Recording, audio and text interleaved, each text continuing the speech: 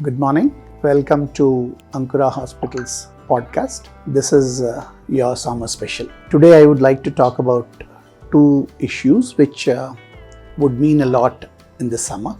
Number one, kids are at home. They're enjoying their summer holidays. But this summer has been exceptionally warm and unreasonably hot. We are seeing a lot of heat exhaustion and heat stroke. My tips for escaping this heat. Let's get into the habit of early morning. Let's rise at 5:30 like we used to in decades gone by, and not the 7:38s, because by 7:30 a.m. it's already very warm and literally not good for either a morning walk or any games.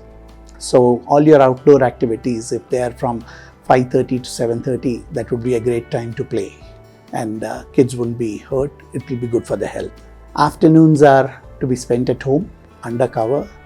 Even going in a car or a covered vehicle, you might think is safe, but keep it in mind that the time you enter the vehicle, it's burning hot like an oven, and it takes nearly 10 to 15 minutes to cool down. So unless it's in a shaded area or you have turned on the AC of the car for a while, that is around 10 minutes or so, your smaller kids, especially the younger ones below 5 years, might not be able to take the heat so well. So that's another point which we might miss. Regarding evenings, I think once the sun is down, it's reasonably okay to play in shaded areas, and then probably under some supervision.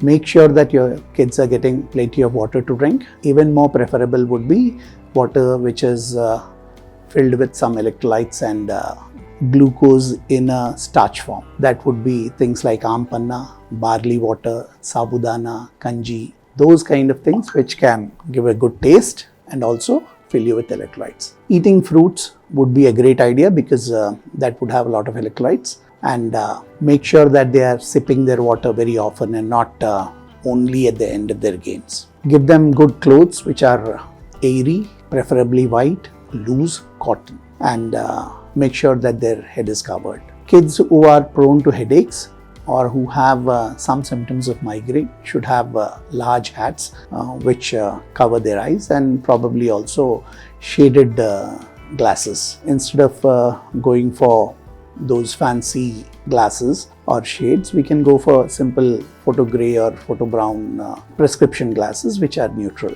They will not hurt the eyes. This is regarding the protection against your summer heat. The second topic I would like to touch upon is regarding catch-up vaccination. Many of you might have, in the rigors of academics, missed the vaccines over the last few months, especially for the exams, especially for class 9 and 10.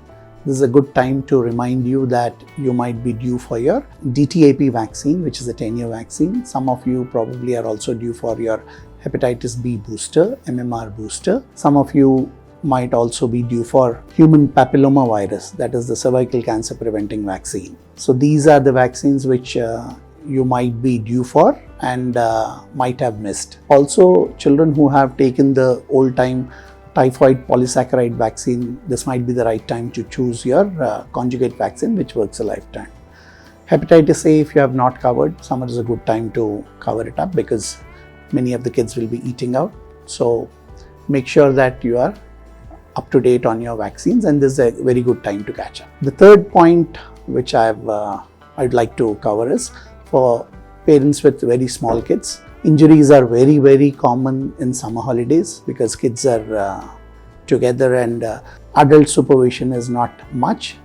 Falls, cuts might be a problem. Make sure your electrical points are well covered, especially those with toddlers. Make sure you are not leaving toys with small parts which are having a risk of aspiration or swallowing. Make sure your acids, turpentine oils and all are properly secured and kept under lock and key. Even your regular medicines, some of the younger kids might consume in abnormal quantities because some of the medicines are tasty. Be careful about that. Regarding cuts, wounds, abrasions, make a first aid kit at home. Keep it handy. Don't go in for home remedies like applying your kitchen turmeric and all on wounds. It's not the right Turmeric might be a good idea, but what you're using it food grade, not medical grade. So have an antiseptic cream, have Savlon, diluted Savlon to clean the wounds, and antiseptic ointment or antibiotic cream might help you. For any major injuries or bigger injuries which are bleeding, just a clean bandage with pressure will be enough to stop the bleeding, and that might be the first aid you need before you come to the hospital. Regarding playing outside, if your kids are not playing in a park but you're playing on the street, be careful about dog bites, because that can happen in this season. Be a little alert to that. Probably some adult supervision and making sure that your area where kids are playing together is stray dog free would be a great idea. Thank you, and we'll meet again.